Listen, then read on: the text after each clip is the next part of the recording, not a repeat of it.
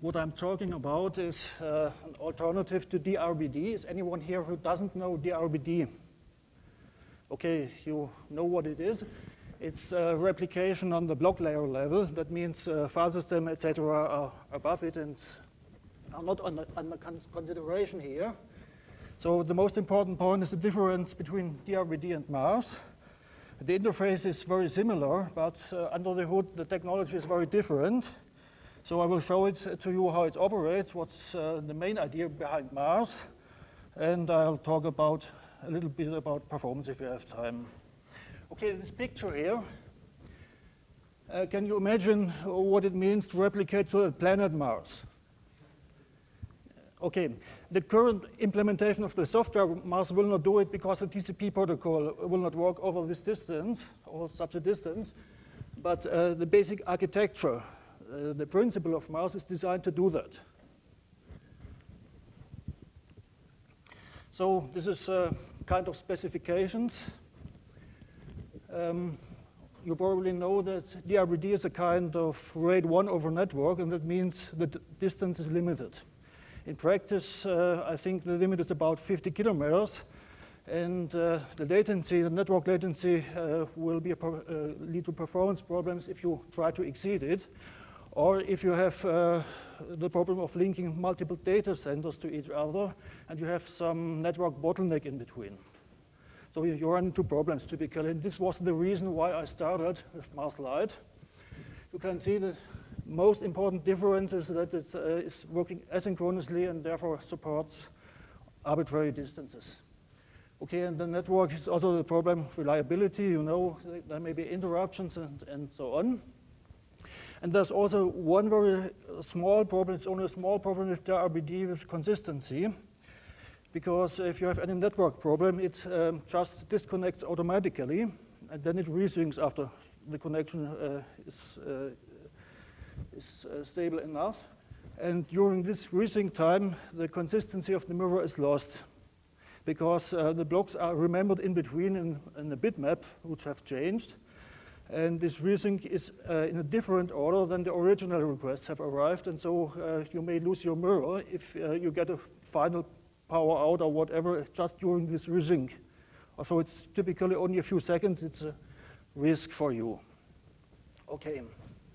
And there's one drawback of Mars. You need some additional space for it, because it internally works like similar to a transactional database. So you need log files, space for log files. And the best is if you use dedicated spindles for performance.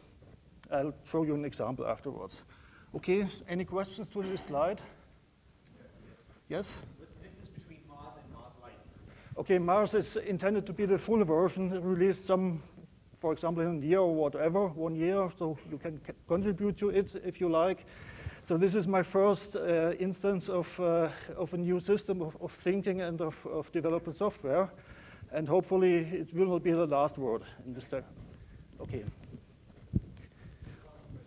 Another question? No. Does the fact that it is asynchronous mean that it can be used for cluster file systems like JFS? You can use it, yes, but on an independent level, because it may take some time until the mirror gets updated. But you always have a consistent images. It may only be outdated, because the log file applying at the secondary side is on the next slide. No, there's only active-passive now, but Mars Full may, for example, it may be a feature or a feature request from you that to support active-active. But then it will not run over large distances. That's one of the problems. I just concentrate on this functionality. I try to do that which cannot be done with DRBD. This is my first objective now, okay? And these features which are in the section area, currently it is better, yes? This is something you can talk about in 1 year or the like, okay? So now the operating principle.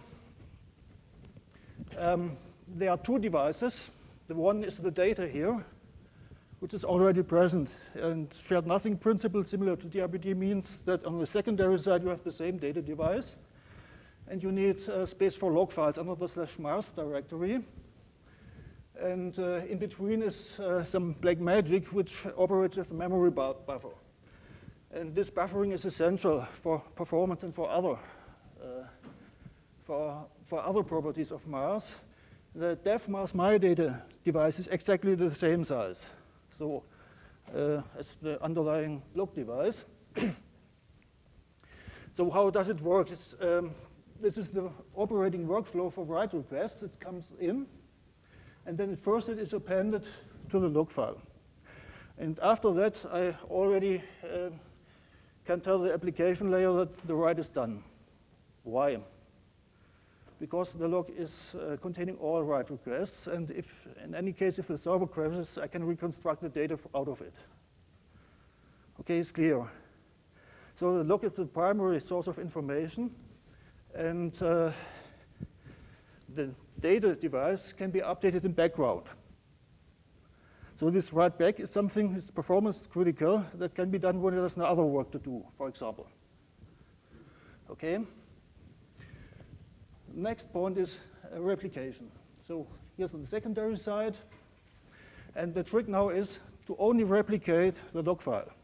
Of course, you need an initial thing like DRBD. You have to replicate also the data once, but if you, for example, start with a fresh file system, you need not do that, of course. So the trick is only to replicate the log file and to apply it on the secondary side. And there are two different processes which can be stopped or paused individually. One is the long-distance transfer over the network, and the other one is the log file apply. And they can be switched on or off independently from each other. So for example, you can hold back the secondary copy for 1 hour intentionally to get an old state, for example, as a kind of simple form of backup. Okay, any questions to this slide? Yeah? What happens if you lose your memory buffer before the long-distance transfer happens? With the memory buffer, is it get killed or what? Lots of things could happen. I mean, you lose a drive, you lose a server, something like this. But basically, your log file, before you can replicate it overall, is it in multiple places locally? Okay. The trick is the append mode. That means if you don't replicate it, the secondary will be consistent, but have an outdated state. Okay, always. Even if something gets lost from the log file.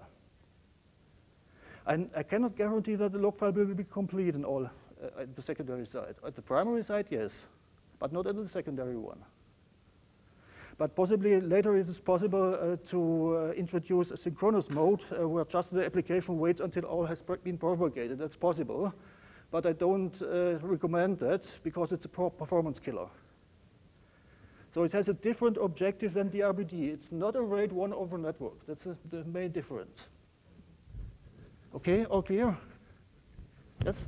Could you share a little more detail about how the log is implemented? Because you said apparently that it has to be the same size as the... Not the log. The data device has to be... Okay, that's fine. The log file system is just an ordinary file system. You can use X3 or whatever you like. Okay, and the log files have a kind of log rotating similar to MySQL as known. So is it essentially a ring buffer? No, it's not a ring buffer, it's append mode. That means you have an operation called log rotate, and then a new log file is starting, and then you can have a different operation log delete, which deletes old log files which are not needed anymore. Okay? Okay, so kind of like MySQL replication, pretty much. Similar to MySQL replication, yes. What if I have a multi-host environment, such as a Hadoop cluster or something like that? Is this something? Okay, you can have multiple resources, and you can have mixed operation, and you can replicate to multiple secondaries. And you can switch anyone to anyone. Okay, you can just, on the fly, create another mirror, then it's starting sync and so on. This functionality is all available, and I hope that it will scale up to a few hundred custom members. Not yet tested in this very big environments, but there are cases, it's one-on-one, where this should work someday. Okay, so 1 minute for the last slide. No, almost the last slide. Okay, current status. It's a beta, and you can find it on GitHub. This is all you need to remember. Well, one pilot system is already running for 1 year. It was a proof of concept, and it's running on a very loaded server, which collects statistics data from about more than 1,000 other servers. It has a highly random I/O load. And that performs very well, had no problems for 1 year, almost 1 year. And the interface is very similar to DRBD. You just replace the DRBD RDM command by Mars RDM, and the rest is the same, for example, to switch the primary in this example. Okay. Last slide, really last slide, if I have the time, get the time, okay. Performance. Well, do you believe that? It's faster than a raw device. Anyone has objections? It can be faster. There are some preconditions. The load has to be very random, and there have to be very, much writes on it, and you need separate spindles for the /mass directory. Okay? No? Okay, the trick is that the log file has to reside on dedicated spindles.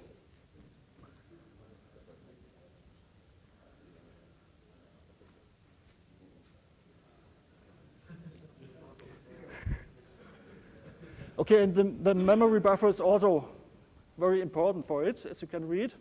Okay, and now why it's faster. I'll go back to 2 slides. Okay, this is append mode. That means sequential I/O on mechanical disks, magnetic disks. Okay, it's clear. So this will be not the bottleneck. Also clear to anyone. So now the trick is to write back in background. It need not only be in background, it can also be in a different order. Why? Because the log applying can be done not only once, you can apply it as 2 times or 3 times as much as you want. It's an idempotent operation to apply the log. It will heal all errors if there are any. Okay? And so this means this write back is in sorted order, just ascending block numbers, sector numbers. And this means the average seek distances on your disk will be smaller. So this means higher throughput, and the total performance is better. Okay, understandable. Can you skip back to an arbitrary position in the log? So can I go back to a point in time? Not yet. Under the hood, I have already a mode where the old contents is saved before it is overwritten. This is already implemented under the hood, but not yet visible to users. And later there, I will have a version where you can play back like on a videotape. So it means ahead, before image logging and after image logging. Currently, only the after image logging from database technology, you know, is visible to the users, and the other one will appear someday. Okay? So can you pause if you try to snapshot now? There are not yet snapshots. Not yet. That means every request is a potential snapshot. You can play back or forward later to any request, individual request, similar to continuous data protection. So the effect is that you can say, go back to stage to this single request with microsecond or nanosecond resolution. But you can't really guarantee that you can only guarantee the consistency at the block level there. You can't Yes. Really It must be clear that the consistency is exactly at the block layer level, exactly there. So for each operation then, sorry. No problem. To rewind, do you define the inverse of each operation? Yes, because the write back here, you can see. Before this write back is started, the old contents is also logged to the log, in this case. So I can revert anything. Yep. It's a kind of revert operation. Doubles Yes, it doubles the load, and so it has other drawbacks, it's clear. But if you need the functionality, you can get it. Probably a future version could log it to a different, to a work back log on a separate spindle, then there's no performance problem or the like. This is something I have to elaborate then. If you actually want to replicate to Mars, how many times larger would your log storage be than the underlying? That depends on your load and your data, of course. Okay, the last slide, the example was on a production server having about 50 spindles RAID 6. Okay, and I just misused the spare disks and made a RAID 0 out of them. Okay, just to see the application area of Mars. It's not for home use. Any more questions?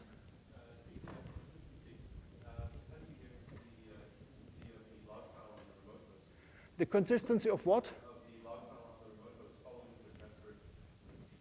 The consistency of the network transfer. Okay, I have several things. One is MD5 checksums for each data and the sequence numbers for the block numbers. So these are two checks which are already implemented, and the secondary checks it also. If present, if enabled, you can enable, disable it, and then. Yeah, first time it's abnormally reboot the thing. So it looks out the logs and so on, reading back to the underlying storage. How long does it take to recover the logs so that it's able to be produced again? In theory, you could even recover from scratch if you keep all the log files forever. In theory. But for testing, I did it already this way. You just need enough space for /mars directory, that's all. Of course, in practice, you cannot do that. Some practical in this pilot system, we had about 50 gigs per day, 50 or 60 gigs. So the problem is not the amount of data, but the randomness of the load. I will talk later about that in my block replication talk. So the randomness is one of the key points for performance, not the sheer amount of data, in most practical cases. We might have to, we should probably wrap it up there because there's almost certainly pizza on a table out there now for us, which I again have to thank Red Hat for. But the audience is interested, so but I mean, if people still want to talk, that's fine too. But it's lunchtime now, so. Okay, thank you.